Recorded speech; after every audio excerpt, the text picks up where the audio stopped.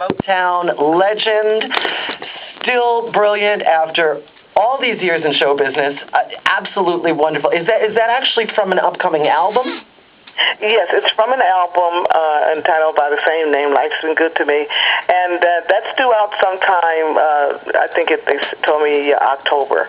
So right now the single is out, and I'm really happy. I've gotten great response, so I'm really thrilled about it. Well, I think you've got a brand new hit on your hands. I think this is wonderful, absolutely. Now, who wrote that? Who produced it?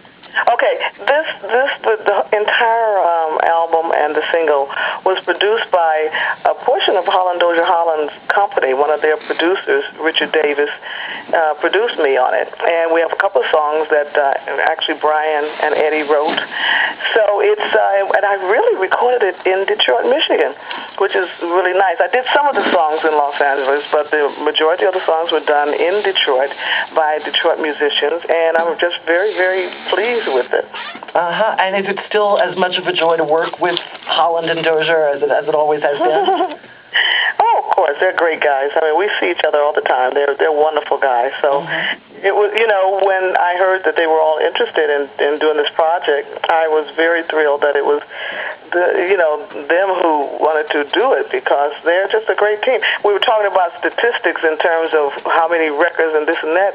Holland Dozier Holland team have produced so many great hits. They did things on the Four Tops, the Vandellas. I mean, they really have a huge songbook. So I'm very pleased to be with them. Now, I have a question. This is completely removed from any of your music or any of your Motown history, but this is something I'm curious about. There was a wonderful mock documentary film about 22 years ago called Jackie's Back that starred Jennifer Lewis and Tim Curry, and about the life of a fictional Motown star. And you happened to make a cameo appearance in the film. I believe you played the legendary Jackie Washington, her third grade teacher or something. What was that experience like? Oh, it was great. I've always wanted to be an actress. In fact, when I was a young child, that's really what my dream was, to be an actress. And so, throughout the years, I've taken acting classes and things like that with great teachers and all, but I was always so busy, traveling with the Supremes, that I never really got the chance to finish studying. To do something like that was great. It was a great experience for me. But I also found that I needed to, take more acting classes.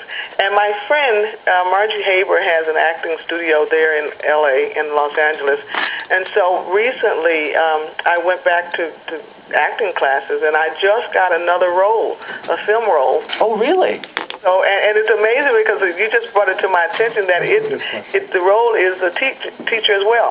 So that's kind of funny to me. I'll be filming that in Detroit, Michigan in October when I return from Europe. Well, that's got to be exciting. Yeah, so it should be really nice. Now, jumping back to the Supremes for a minute, the original Supremes, I know we don't want to make this about Miss Ross, but are you still in contact, and are you still friendly? Well, I mean, you can't say Supremes without saying Diane. I mean, I'm not quite sure I understand what you mean. Of course, we're in touch. We're not in touch as much as I'd like to be, but we are. Most definitely. I mean, it's like, that's family. It's family. Okay. Off the turn. Well, that's good to know. We're going to switch it back to another classic Supremes hit. Off the turn. Off our trusty turntable here. And this is the Supremes singing "Come See About Me." Okay.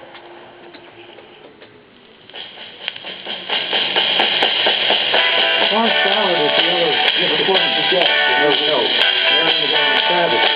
Florence is the best. You get this? We'll see that on the slide. Yes, sure. You seen a picture of her lately? Are you sure?